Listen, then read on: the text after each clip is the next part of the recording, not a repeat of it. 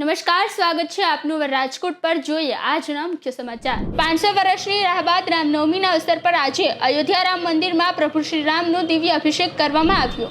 દુબઈમાં કુદરતનો કહેર. ભારે વરસાદના કારણે પૂર જેવી સ્થિતિ. ઘરોની મૂલમાં પાણી ભરાયા. હાલ હાઈ એલર્ટ જારી કરાયું. અયોધ્યામાં સૂર્યવંશી શ્રીરામનું સૂર્યતિલક કરાયું. પ્રભુ શ્રીરામના મસ્તક પર સૂર્યતિલકની ઝલક જોઈ ભક્તો મંત્રમુગ્ધ બન્યા.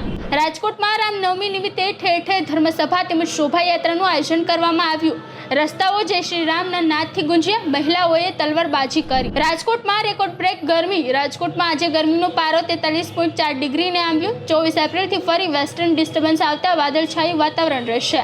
ભાજપ દ્વારા બેનર લગાવી આચારસંહિતાનો ભંગ કરાયો. ક્ષત્રિય સમાજ દ્વારા ઓનલાઈન ફરિયાદ કરી બેનરો દૂર કરાવાયા. ધૂળથી થતું પ્રદૂષણ અટકાવવા હવે નવી પોલિસી. શહેરોમાં બાંધકામ સાઇટો પર રિયલ ટાઈમ ડસ્ટ સેન્સર અને સીસીટીવી લગાવાશે. એએમસી દ્વારા સીધું મોનિટરિંગ કરાશે. નડિયાદ પાસે થયો ગમખ્વાર અકસ્માત. ટ્રેલરની પાછળ કાર ઘૂસી જતા દુર્ઘટના સર્જાઈ. અકસ્માતમાં 10 લોકોના થયા મોત. કોહલી T20 વર્લ્ડ કપ 2024માં ઓપનિંગ કરી શકે છે.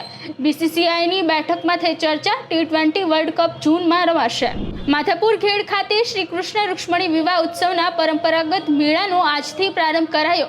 રાજ્યપાલના વરદ હસ્તે થયો મેળાનો શુભારંભ. વધુ ન્યૂઝ અપડેટ્સ માટે જોડાયેલા રહો અવર રાજકોટ સાથે. વધુમાં અમારી YouTube ચેનલને સબસ્ક્રાઇબ કરીને બેલ આઇકન જરૂરથી પ્રેસ કરજો. નમસ્કાર.